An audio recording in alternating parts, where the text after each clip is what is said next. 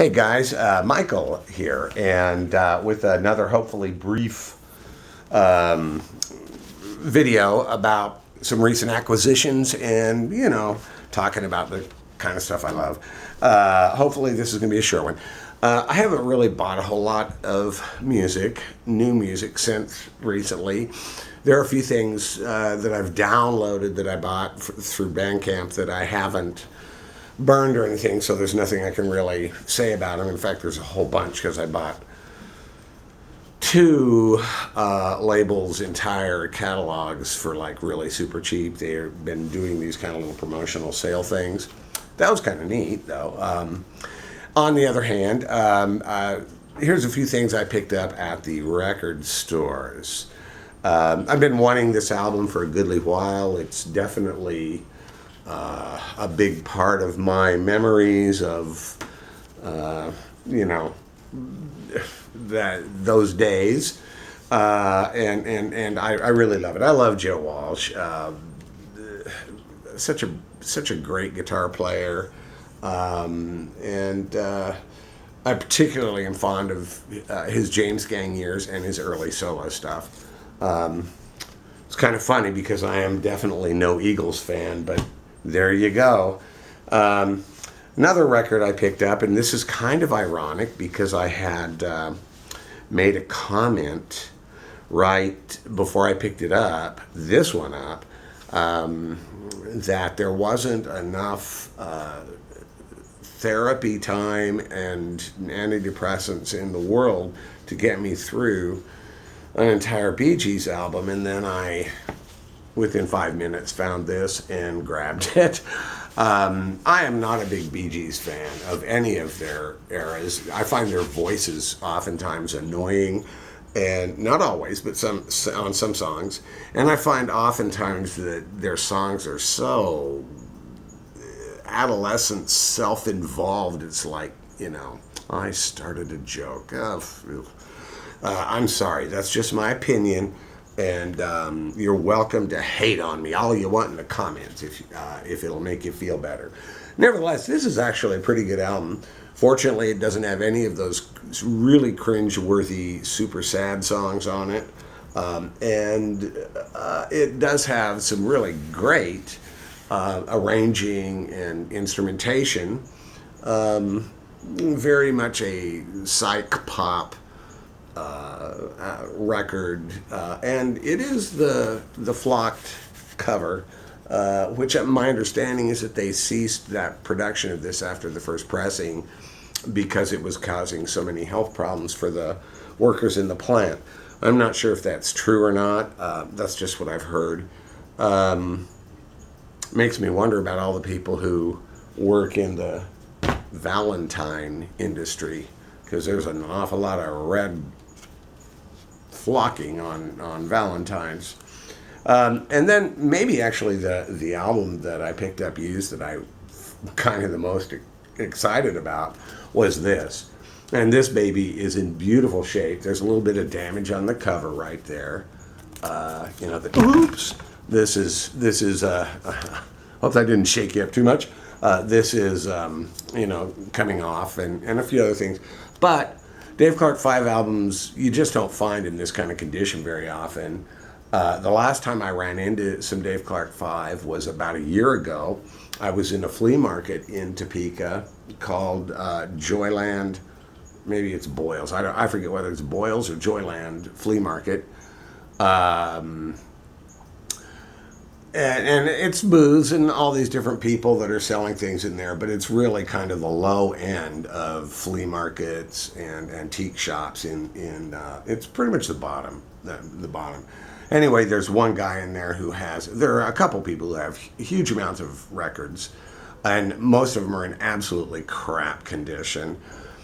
And I found a stack like this. There must have been, I don't know how many, 8 Dave Clark 5 albums in there, all of them in terrible shape, all of them filthy and highly questionable whether they would even be playable. And I noticed that there were all these different non-matching price stickers all over them, but there was nothing on the booth itself saying, like albums $1 a piece or $2 or whatever. So I took them up to the front thinking, well, they can't possibly actually want $10 for this album that's split here, and that when you pull the record out, you can tell it's chances are you won't really be able to play it unless you really hate your stylus and want an excuse to buy a new one. No, they wanted those prices. I pretty much told them they could go fuck themselves and walked out because, frankly, I thought I was insulted and offended that they were, that greedy and that stupid. But the lady was like, well, they're old. Well, good, great. And if they were in great shape, I would have gladly paid that. But I was thinking, I'm out of this big stack. I'll be lucky if I get 2 that I can play. I'm not going to pay more than a couple of bucks a piece for all of them. Well, so I didn't get those. I did get this, and it's the best playing Dave Clark 5 album I've got. I have a couple others that I have managed to find over the past few years in much worse condition. And then for a brand newbie, this isn't actually super brand new because I have had the CD for quite a long time, a few years. But it was recently reissued on vinyl. It is, I think, available still as a CD too, probably through CD Baby or something like that. But Sugarbush Records, which is a label in England that specializes in this type of thing, put this out, and I think I forget how many, 200 or 250 of them. Well, 2 of them are at my house right now. This is probably one of my favorite artists of any time. And I've gone on and on and on about Lane Steinberg. Here, he's collaborating with Alexander Kachenko in the Ukraine, and Alex is brilliant. And particularly, I think his strongest suit is sound sculpting. He makes really amazing sounding records, and it's kind of showcased in a way here. They changed the track listing between the two. This album, everything's the same until you get to the 10th or final track. On this, it was Tears of Rage featuring our Stevie Moore doing the vocals.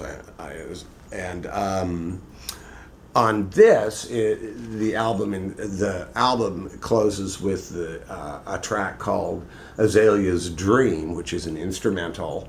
I expect probably is almost entirely Alex's work, but I'm not sure. And kind of a summation. It very nicely ties the album together. And the artwork is by Alex. And I remember when they came out with their first album, this one, which is still only available as a CD or a download through Bandcamp, how much this would look so great in a 12 by 12 format. I still feel that way. This one was put out and has a lovely red vinyl, and I thought, what if they put this one out and put it on apricot colored vinyl? And I do know that 8x8 are they're in the process of finishing up and making a third album. Very excited to know that, and looking forward to hearing that. It's always worth a wait. Lane, everything that he's involved in is class all the way, which says also a great deal about who he collaborates with. Most notably our Stevie Moore, Alexander Kachenko, and David Graham,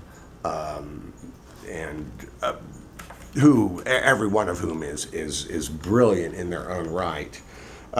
Another, I don't think I've ever really shown this one or mentioned it. About a year ago, he put out this little CD called Instrumental. I don't see it available anywhere right now, so I'm not really sure.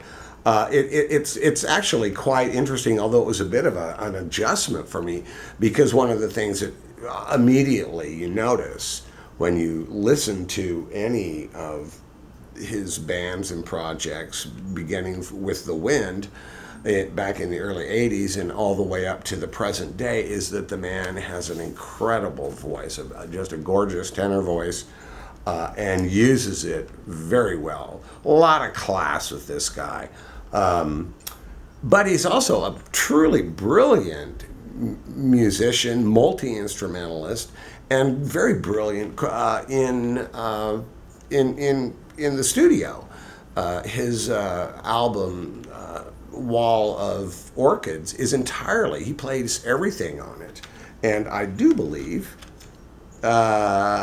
he recorded all these, everything but some of the drums by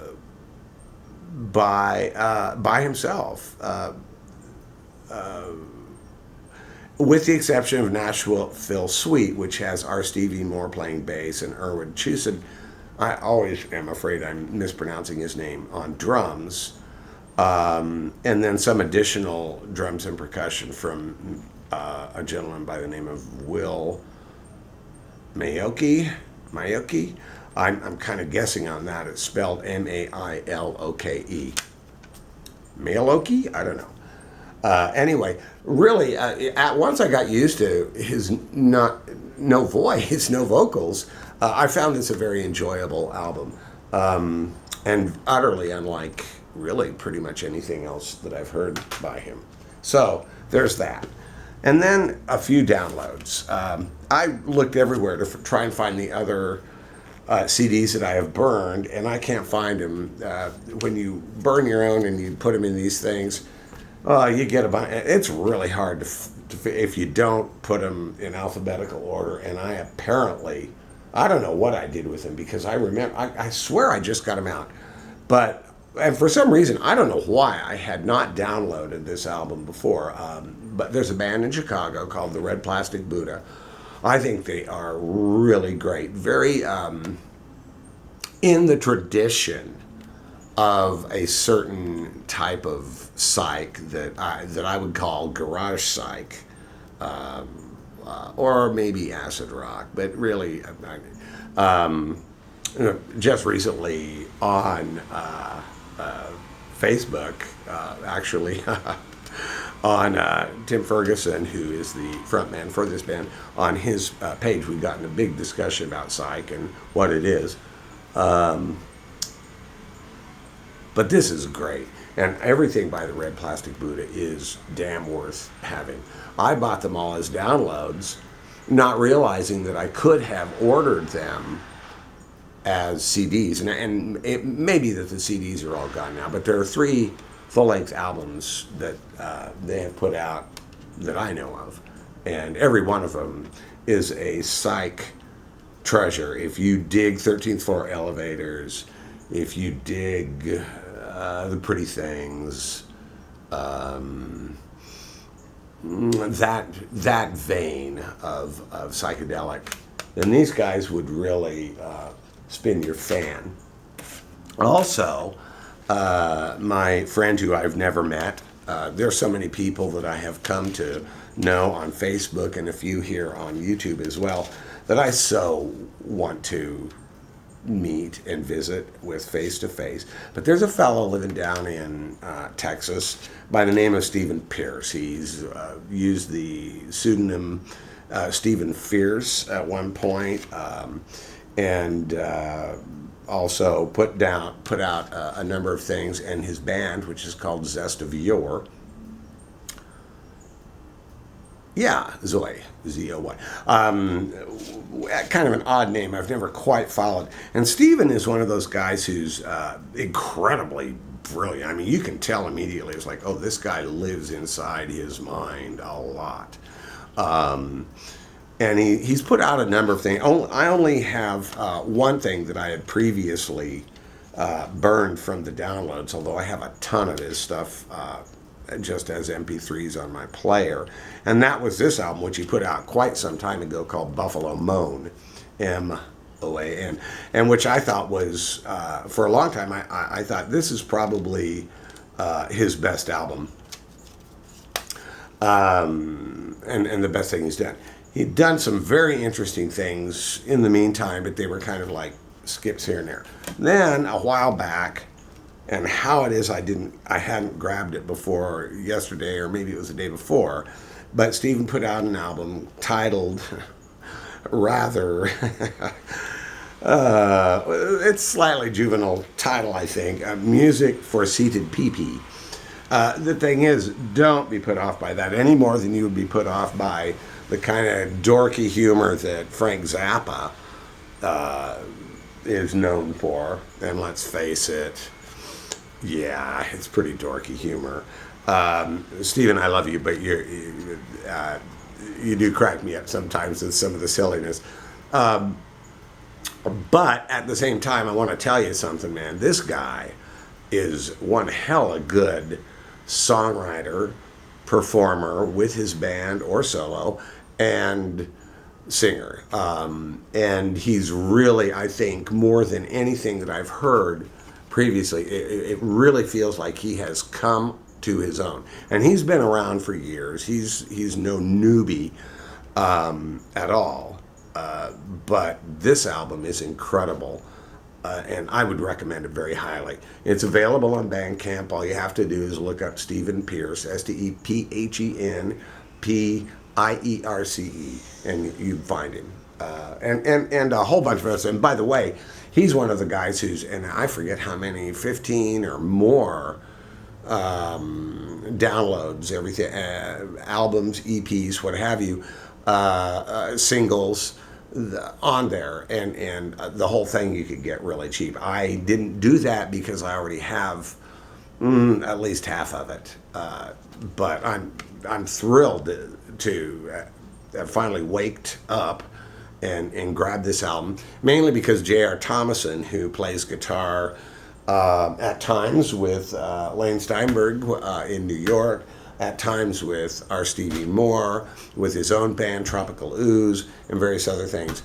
And who knows it. But anyway, JR posted a song, a track off of this, Access Granted, praising it very highly. And I listened to it again, and I was like, oh my God, why didn't I don't know why I hadn't downloaded it already, because it's been out a goodly while now.